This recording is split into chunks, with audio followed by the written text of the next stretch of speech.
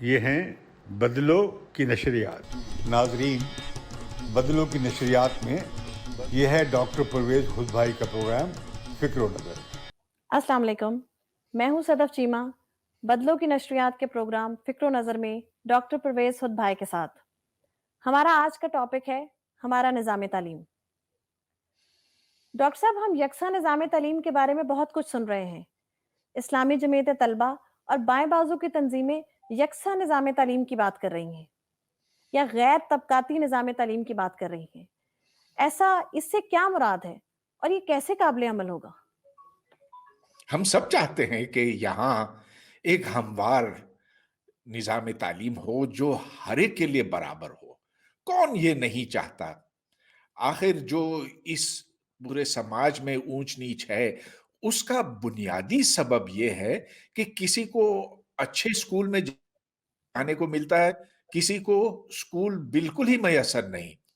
اور ہم کیا یہ نہیں چاہتے کہ اس ملک میں ہر ایک کو برابر مواقع ملیں؟ ضرور یہ چاہتے ہیں. البتہ یہ جو کوشش ہے یا یہ جو دعوے ہیں جو ہم سن رہے ہیں حکومت کی طرف سے، مجھے تو بالکل ہی اعتبار نہیں. میں آپ کو بتاتا ہوں کیوں. اب آپ دیکھ لیجئے کہ یہاں سرکاری طور پر مدارس اور جو عام سکول ہیں ان کو تو برابر کر دیا جائے گا، مگر جو او اور اے لیول سکول ہیں ان کو تو چھوا ہی نہیں جائے گا. وہ ویسے کے ویسے چلتے رہیں گے جیسا کہ پہلے چلتے تھے. تو جو ایچ ایس این کالج ہے جہاں ماہانہ فیس کتنی ہے، 50,000 ہے، 60,000 روپیہ ہے ماہانہ، یا گرامر سکول ہے یا بیکن ہاؤس ہے یا فلاں ہے فلاں ہے، تو ان کو تو نہیں چھوا جائے گا. صرف یہ ہے کہ جو عام سکول ہے اس کو مدرسے کی سطح پر لایا جائے گا. سر، پی ٹی آئی پورے ملک میں یکساں نصاب تعلیم رائج کرنے جا رہی ہے. کیا یہ صوبائی معاملہ نہیں؟ اور آخر یہ کیوں ضروری ہے؟ بات بالکل ٹھیک ہے آپ کی، اس لیے کہ تعلیم ایک صوبائی مسئلہ ہے. 18ویں ترمیم کے تحت یہ صوبے ہیں جو اپنا تعلیمی نصاب طے کرتے ہیں اور طریقہ تعلیم طے کرتے ہیں.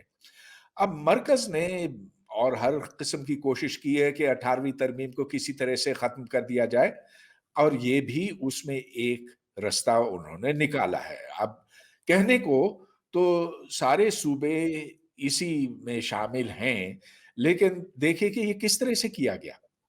وہ جو 400 لوگ، حکومت کہتی ہے کہ ہم نے 400 ایسے ماہرین کو جمع کیا اور سب کی رضامندی سے ہم نے یہ نیا نصاب تیار کیا ہے. بھلا وہ کون 400 تھے؟ میں ان میں سے کچھ کو یوں جانتا ہوں کہ انہوں نے مجھ سے رابطہ کیا اور کہا کہ ہاں، ہمیں تو اس میں ضرور شامل کر دیا گیا، ہمارے ناموں کو شامل کر دیا گیا، لیکن ہمارا اس میں کوئی عمل دخل نہیں تھا، کوئی انپٹ نہیں تھا.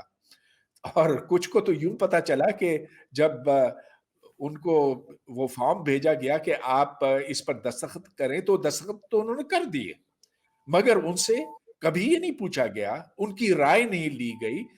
اور یوں ایک دھوکہ ہے، میں سمجھتا ہوں محض ایک دھوکہ ہے یہاں کہ ہم نے صوبوں کو اس کوشش میں شامل کیا ہے. ایسا بالکل نہیں ہوا. سر، ابھی آپ نے مدرسوں کی بات کی، لیکن کیا ہماری حکومت جو ہے وہ پبلک اسکولوں کو مدرسوں کی طرح نہیں بنانے جا رہی؟ جبکہ مدرسوں کے اندر جو طرز تعلیم رائج ہے وہ تو بہت ہی زیادہ آؤٹ ڈیٹڈ اور رٹاازم پر بیس کر رہی ہے. اس بارے میں آپ کا کیا کہنا ہے؟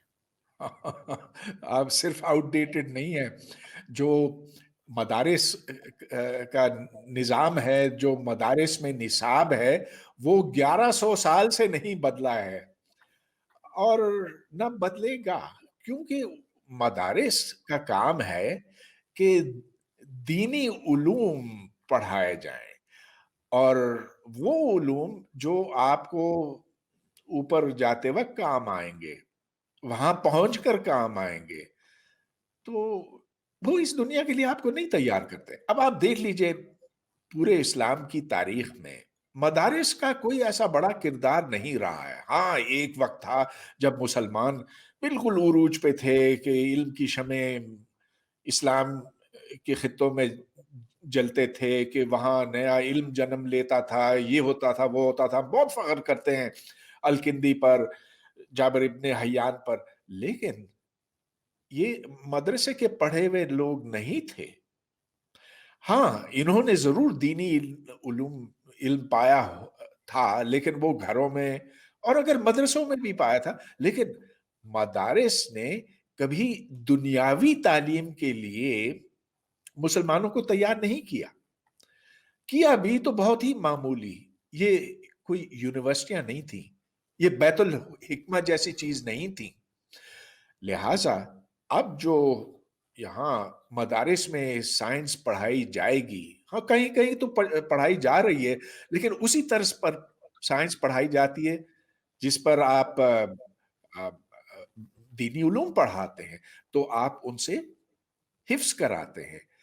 अब हमारी रिवायात में हिफ्ज़ करना एक अच्छी चीज़ समझी जाती है और वाक़ई आप कुरान शरीफ में, हदीस में जिद्दत खुदा के वास्ते ना पैदा करने की कोशिश करें, क्योंकि ये एक साकित और जामिद चीज़ें हैं।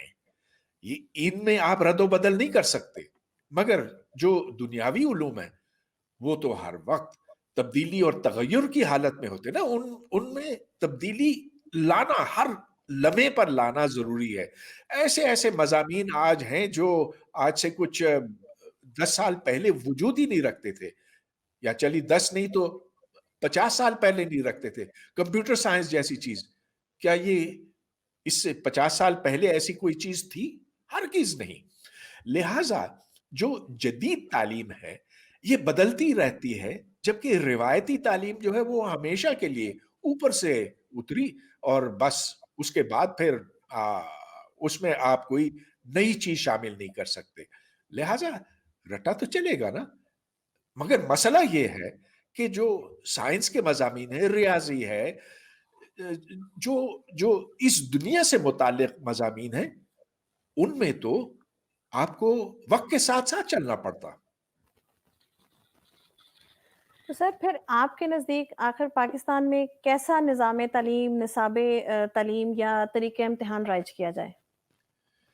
अरे! इसमें कुछ बहुत ज़्यादा सोचने की बात नहीं है। जिस तरह मिसाल के तौर पर इंडिया में है, जिस तरह फ़िलीपीन्स में है, जिस तरह यूरोप में है, जिस तरह चीन में है, हर जगह तालीम का एक ही मतलब होता है कि आपको वो यहाँ मुलाज़मत के लिए तैयार करते हैं, सोचने-समझने के लिए तैयार करते हैं और ऐसी दुनिया के लिए तैयार करते हैं जिसमें हर वक़्त नई-नई चीज़ें बनती रहती हैं। तो अब उसका आप मुकाबला कैसे करते?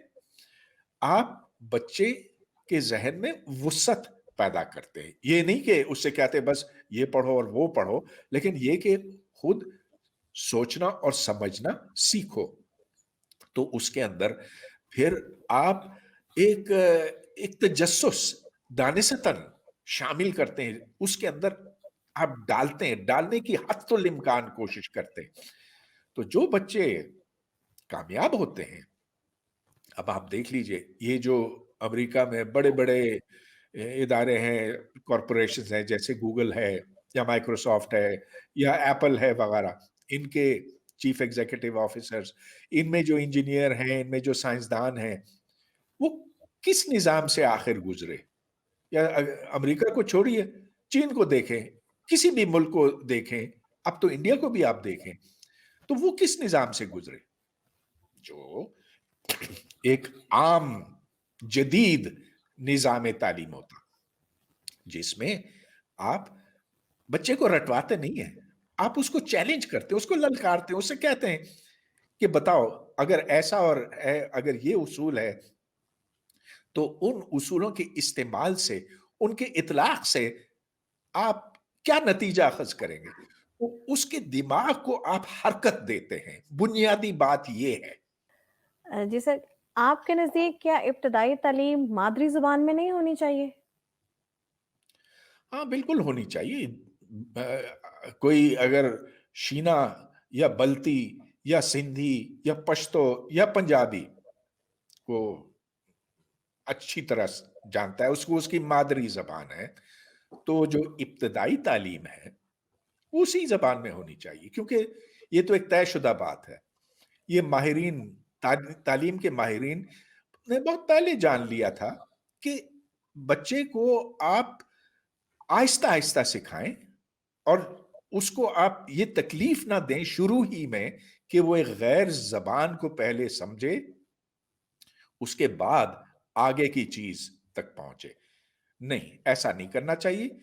इब्तदाई तालीम में अ, मादरी ज़बान में शुरू करना चाहिए, उसके बाद फिर रफ्ता-रफ्ता आप ऊपर चलते जाते हैं।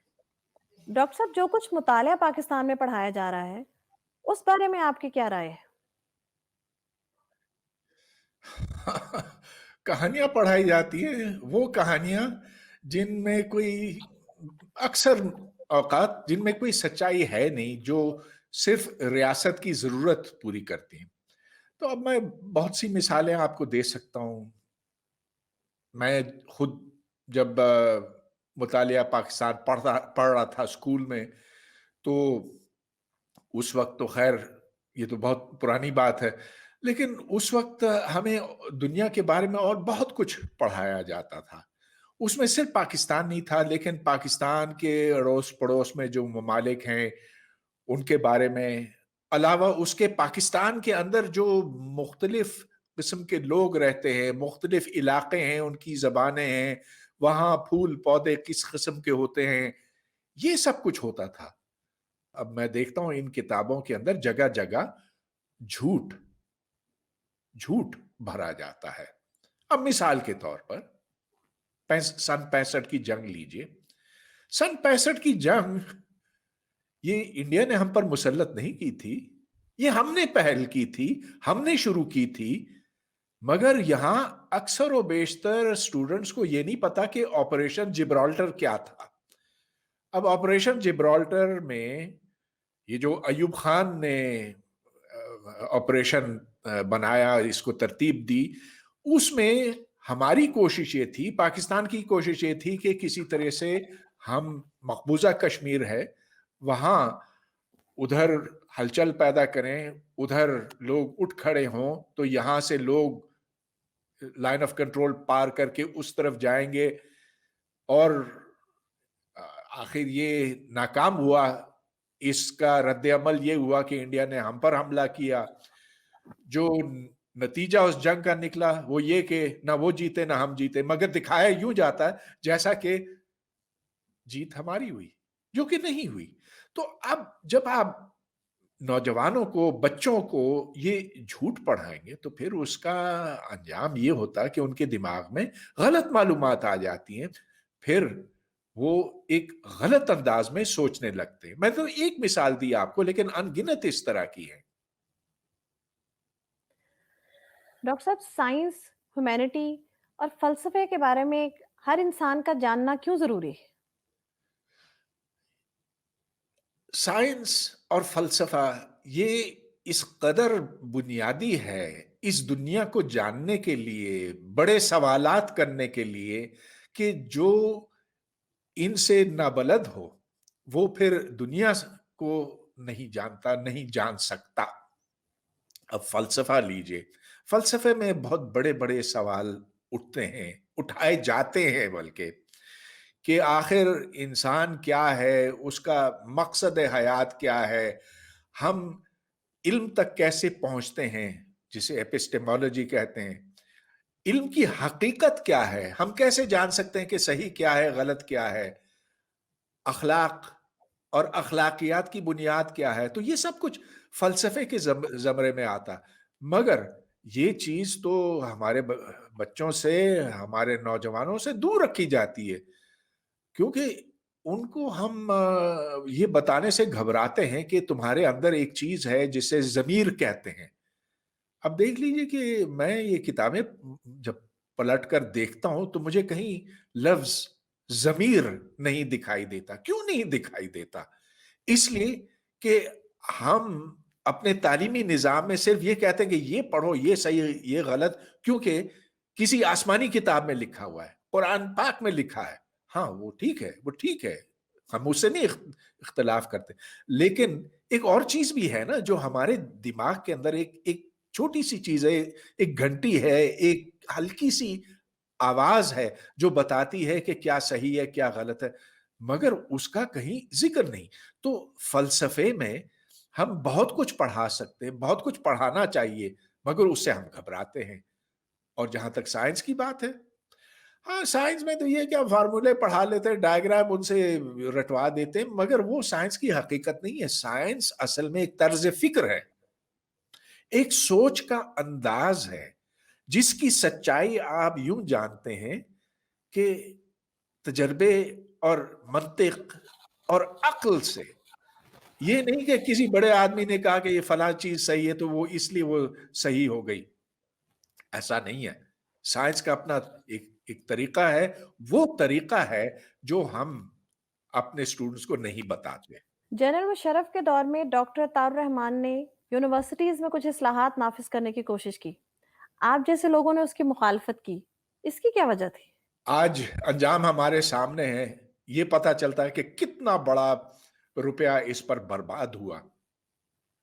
بہت سے آلات خریدے گئے، بہت سی نئی یونیورسٹیاں بنی، بہت سے بڑے بڑے دعوے کیے گئے، مگر آج آپ جا کر کسی ڈپارٹمنٹ میں بھی اس کے ہیڈ آف ڈپارٹمنٹ کو لیں، ان کے پروفیسرز کو لیں، ان کے لیکچررز کو لیں، آپ ان سے سادہ سا سادہ سوال کریں اور پوچھیں کہ اس کا جواب کیا ہے، تو وہ ہوں ہاں کریں گے، یا اگر جواب دیا تو 90% چانس یہ کہ غلط جواب دیں گے۔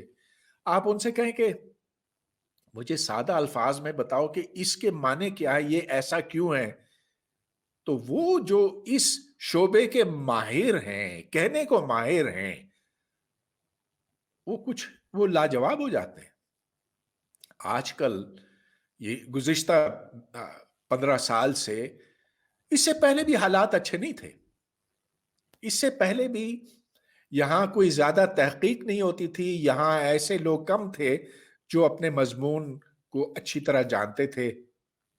اب تو وہ بہت زیادہ کم ہو گئے، شاذ و نادر آپ کو کہیں کوئی ایسا فزکس کا پروفیسر ملے جو آپ کو تھیوری آف ریلیٹیوٹی سمجھا سکے، جو کوانٹم میکینکس سمجھا سکے، یا چلیے وہ تو مشکل چیزیں، آپ انگلش کا پروفیسر لیں، آپ کسی کالج چلے جائیں، کسی یونیورسٹی چلے جائیں، اور جو انگلش کے پروفیسر ہیں ان سے کہیں کہ آپ انگلش میں ایک لیکچر ہمیں دیں، جو انگلش آپ کو سننے میں آئے گی وہ غلط ہوگی۔